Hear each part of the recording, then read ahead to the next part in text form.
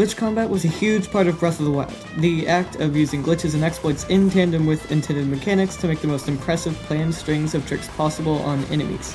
Now, originally it seemed like Tears of the Kingdom glitch combat would not be nearly as complicated or interesting as the first game.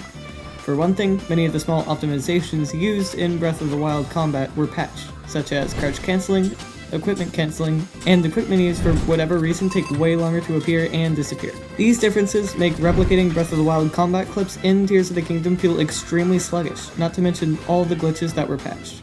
Thunderclap Rush? Patched. Skew Bounce? Patched. Any of the 200-some Darude's protection glitches? Who even is Darude? It wasn't looking good for the combat scene. But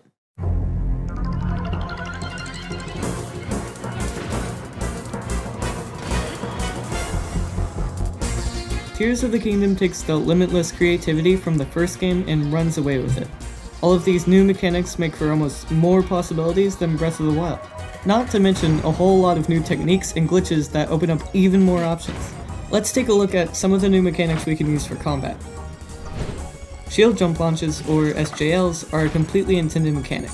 By using the fuse ability to attach any sort of explosive device to a shield and then shield surfing on the ground, Link will skyrocket upward. They're a one-time use, but you can set up as many as you want beforehand. SJLs are so powerful simply by how versatile they are. They can be comboed into from a shield rocket, from a pivot shield jump, from a hopback cancel, more on those later. The list of options you have once you're in there is even more extensive. Usually, you will end up cancelling the upward momentum into a dive, which you can then cancel into a myriad of other things. SJLs lead extremely well into something called dive air dashes, or DAs. These are done by diving and then immediately holding a direction to suddenly switch Link's momentum. Combine this with the glide suit to make the change even more drastic. Everything in this game can lead into something else so easily, making pretty much infinite possibilities. I think it's about time to learn some new tricks. A brand new way to cancel pretty much any animation was discovered. L cancelling can be performed by holding L to bring up the ability menu, and then releasing L and holding D-pad left to pull up the shield menu without any frames passing by.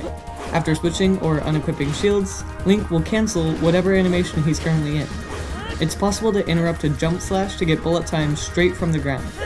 Some of the other good uses for L cancelling are aerial sword attacks, and the in-lag from various grounded sword attacks. Unfortunately, it cannot be used to cancel a backflip into a normal airborne state. However, there's an easy alternative that was found for this.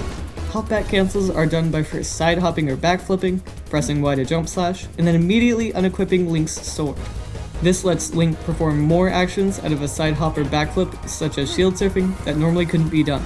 Combining a hopback cancel with a shield surf on any shield fused with a bomb makes for an extremely quick way to get directly above the enemy. There is one more type of cancel discovered thus far for throw animations. By landing on the ground while holding R, starting to throw a weapon, inputting a direction on the left joystick, then using any ability, the animation will be completely cancelled. This is the most useful for Master Sword beams. However, there are niche other applications. Let's talk about explosives. Similar to the remote bomb parry in the first game, it's possible to use the item menu to drop a bomb flower right after you start a parry animation. For this to work, the shield has to be a Lionel shield or fused with something that will attack and detonate the bomb. You can then cancel the parry animation, if you so please, by holding D-pad left after pressing X to drop Link's shield before the game advances any frames. This menuing technique in itself can be used for something called item stacking. By dropping an item with X and then re-holding D-pad up before any frames have passed, the game will have registered the drop while Link is free to drop a second item, meaning you can drop many items at once. This allows for some pretty wacky combinations, such as a Dazzle Fruit and a Bomb Flower for quite the SBR setup. Wait a second, SBR? I thought they patched all the combat glitches from the first game. In Breath of the Wild, you can hop or side hop with your shield out into an attack, which would reset Link's jump mid-air and allow for a double jump. This trick, known as an SBR or shield block reset, is one of the few glitches that survived the patching purge and still works exactly the same. However, the most common setup was used with remote bombs, allowing the player to time the jump with the bomb's press. Now players have to rely on timing a hop with an enemy's attack, or using several other setups with explosive items. For one, you can fuse a time bomb to Link's sword, activate it, and then time a forward hop into the explosion. Another method is to start up an attack with a one-handed weapon, drop an item with up on the D-pad, and then cancel the attack with a forward hop while holding shield right as the bomb detonates. While slightly more difficult, this is essentially the new go-to for setting up SBRs.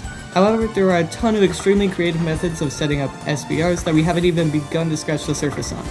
I saw a particularly cool way shown in a video by Quincy, where they threw a bomb flower directly upward, sprinted forward, and did a shield block reset right as the bomb flower made contact with the ground. Surprisingly, bomb arrow SBRs make a return by fusing a bomb flower to an arrow and then cancelling the bow animation with Y before forward hopping. At first, I was worried about the glitch combat not being as popular in this game, but now it's very clear how much potential there is to explore. A combat veteran you may have heard of, Rin Harasaki, started a combat technique glossary, which is where the majority of my research came from, linked in the description. So, on a side note, accidentally updated my game to version 1.1.2, but luckily most of the combat glitches still work. However, that means I probably won't be speedrunning this game in the near future. Still, excited to be back uploading. Thanks for watching this far.